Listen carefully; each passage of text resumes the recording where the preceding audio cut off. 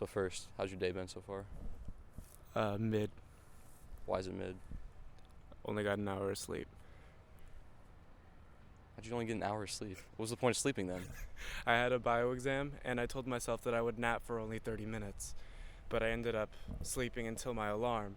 So, yeah, I studied a little bit too hard last night. Up until I think about 6 a.m., and it's an 8 a.m. class, so doing pretty good. Nice. So, how would you rate life on campus? Uh, Overall, honestly, this is a dream compared to my hometown. I'm not even gonna lie to you. Like, not only do people actually talk to you here, but they smile at you here. Nice. Which, I mean, I do live in Durham, North Carolina, but there's no, unless you're, I don't know, fast food worker, strangers don't really talk to you. But I love it here in that instance. Dorm's pretty chill. I live in Tri House over there. It's pretty cool. Although the smoke alarms don't work. Don't ask how I know. What else? I mean, the smoke alarms do work in Pelican because they blare every so often every time I go down to the market. But So if you had to rate life on campus like 1 to 10, what would you give it? 1 to 10, what would 10 be? 5-star hotel? It's just what, like, you're very happy with everything. Like, Very happy with 1 being everything. like you hate this, you don't want it, you would wish you could leave right now. 10 being like you're content 10. being here, you're happy. All right, content, solid 9, 8.7, something along those lines if that's the case. I'd Cool. love that. Yeah. Cool. All right. So why are you here at UNCW? Well, initially, I'm not going to lie, it was because of the beach. Wrightsville, only about 13 minutes away, although the parking is insane. But I eventually decided to come here because I actually went on the campus, and it was almost just the right size. I went to NC State, way too big. I went to the college my sister goes to, Campbell, way too small. Not to mention the community here is great. And then I have a lot of friends who are UNCW alumni, and they're like, I mean, sure, why not? Try it out. So I applied, and surely enough, I got in. But granted, I didn't get any scholarships, so I eventually chose the cheapest one, which was this. So here I am, and I'm pretty content. Yeah, I like my decision to eventually come here. So what's your major? What are you going for here? I'm going for exercise science, if my mom doesn't bully me out of it, because she thinks it's a basic choice. But I was going to do nursing, which is even more of a basic choice, Yeah. I would say. Mhm. Yeah. That's my alarm. You're good. So what did it cost to like come here? Like, did you take on any student loans? No, I didn't, because my parents did save up, I think, a proper amount for about 2 years. So I'm going to pay for junior and senior year. But this semester is costing me about $9,000 a semester, including room and board and dining plans and stuff like that. You're happy with that? $9,000 a semester? It could be much better. I mean, I didn't end up getting a scholarship because my grades were not the best in high school. And but I did manage to bring over 6 credits, which, I mean, that's something. So I don't have to take English classes anymore. But overall cost could definitely be a lot better, I think. I know someone who's only paying $2,000 a semester because he got a grant because of merit, I believe so. Yeah. And I mean, I wish I was in that situation, but Yeah, alas. I'm sure. Yeah, I think everyone would like that. Exactly. Yeah. There's this guy I follow on the internet, and he gives like a lot of life advice, and he talks about like looking at time like an asset. What would you like say your time, if it was an asset, what would it look like? Would it be a mansion or like a studio apartment on the south side of Los Angeles? Would it be a orange Honda Odyssey, or would it be a Lamborghini? I'd say it's one of those apartments where you walk in, take 5 steps, and you're at the back of the room, and that's all you have. So it's the studio apartment on the south side of Los Angeles. Exactly. Your stove is over your bed, Yeah. that kind of vibe. I'd say that's the way my time works, at least. Yeah. Are you happy with that? Honestly, no. I wish time could be a lot better, especially if it was a material asset per se. Yeah. But I mean, I see it more as like a measurement. It's like granted, the construct we've created around time is a crazy concept in and of itself, but time itself is just a measurement of a force that we can't control. So I mean, and not gonna lie, I don't like it when things are outside of my control. Yeah.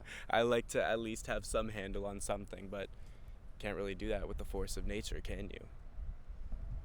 I think you can like control your time. I think that's the whole You point can, of looking yeah, at it like you an can, asset. yeah, that's true. You can control your time, but it's still unstoppable in some regard. You know, How so? I don't get that. there's a point to which time is still going to constantly progress. Like right now, you're the youngest you're ever going to be. Yeah. Now you're older.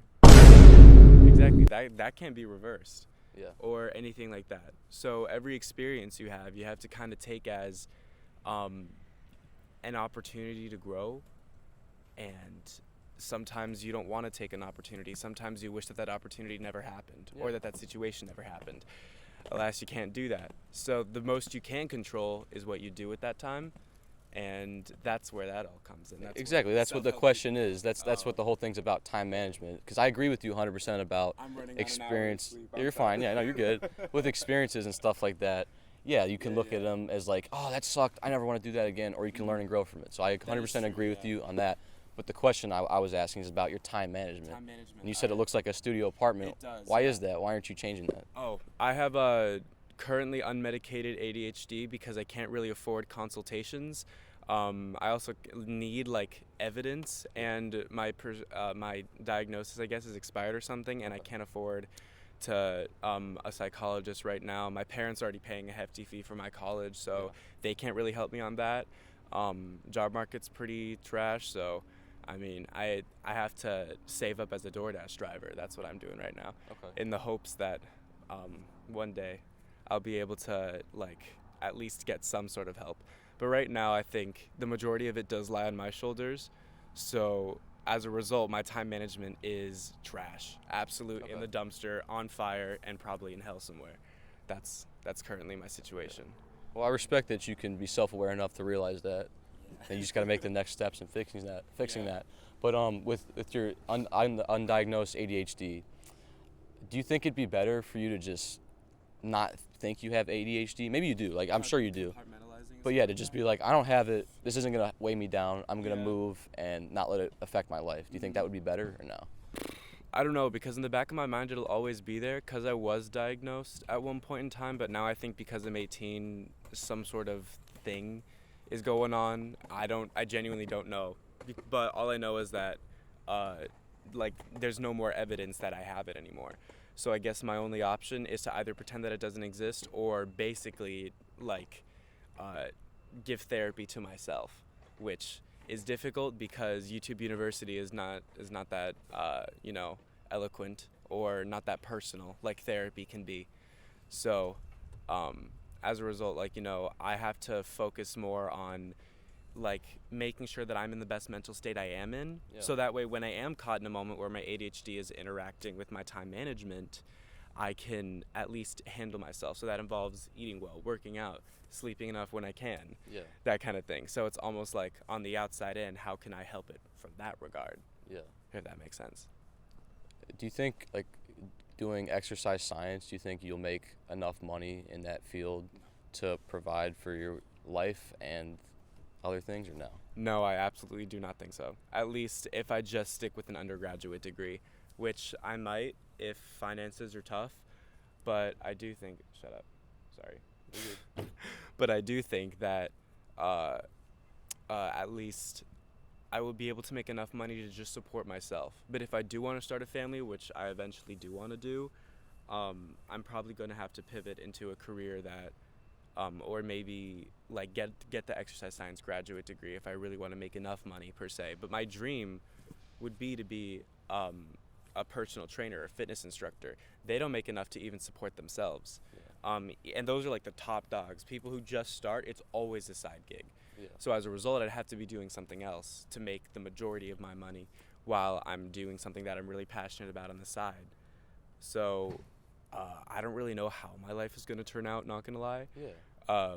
All I know is that for now, I guess I'm just focusing on my studies and stuff like that as a sort of way to ignore the fact that I don't really know what's going to happen, Okay. if that makes any sense. I get what you're saying. Yeah, that's kind of sad though, but it's reality, you know? That's fine, I guess. So you said you want to be a personal trainer. That's your dream, I right? would love that. Yes, that would be incredible for me. Okay. Do you think it'd be a better use of your time to make like a Craigslist ad and market that to people that I know how to train you, to work out and lift weights than to pay $9,000 a semester at UNCW? Do you think it'd be better to just actually work at becoming a personal trainer and, yeah, maybe be poor for a while, but eventually work your way up to the top dog, or to just have this degree that may or may not do something for you? Yeah, that's why I did You're good. That's why I did choose exercise science, because it can set you up for a lot more than just, like, for example, if you get, I don't know, a nursing degree, then you realize you don't like nursing, like 3 years in the job, you're kind of screwed now. Yeah. You at least have to do something nursing related. Granted, same thing with any degree, but I personally wouldn't find, like, I don't think I would be able to, in good conscience, say that I am qualified to train someone, or that I am qualified to qualified to say that I know exactly what to do for you and your health, which is why I really do want to focus on my studies here, because I want to learn all this content. I don't just want to pass these exams. I don't want to cheat. I don't want to do any of that. These are concepts that I genuinely want to like learn, like all these individual things. So if someone comes to me saying, hey, I don't know like what I want to do with my journey, or what would you recommend I can do, I not only can I can think back on my years here and think back on well, what did I learn in biology? What did I learn in I don't know, like psychology? Why, like, how can we help you with, you know, the way you work out, and all the stuff like that, and or your diet and stuff like that, because a lot of that is psychology and biology and basic stuff. Shut the hell up, Jesus. Sorry. You're fine. But it's that sort of thing where I really want to have that solid foundation, instead of just going on YouTube and looking at videos and saying, all right, how can I become a personal trainer? Because that's what I would have to do. You know. Okay, that's fair.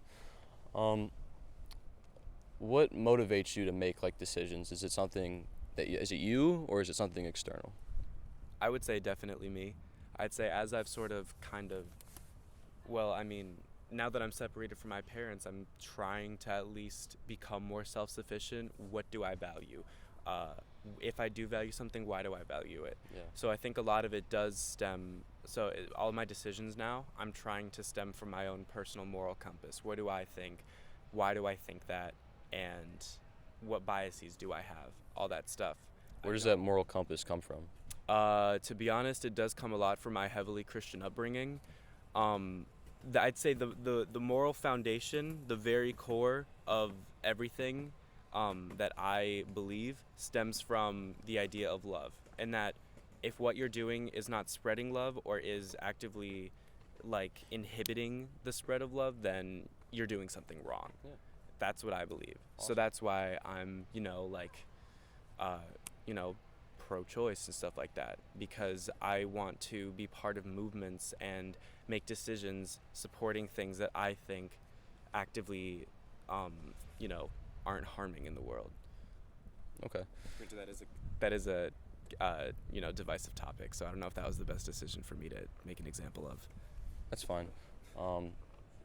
What's winning in your life more right now? Your phone or the Bible? I never thought I'd be asked that. Definitely my phone. Not even gonna lie to you. I definitely have my own opinions about the Bible, and I don't really know how to read it right, so I've not been.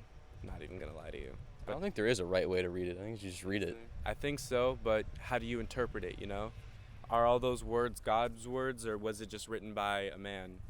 There's two different, arguments that they're constantly blaring, so I just kind of ignore it, which I know I shouldn't do. That's the easy way out. That's the centrist way out, but still. Yeah, I would say that is the easy way out. It is the easy way out. Yeah.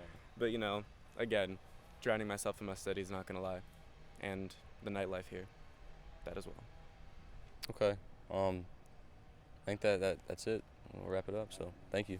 Sorry, I rambled a lot. Keep the flowers in 100,000. Keep the flowers in 100,000. Keep the flowers, I said 100,000. Took you out that metro house and dropped your name on my new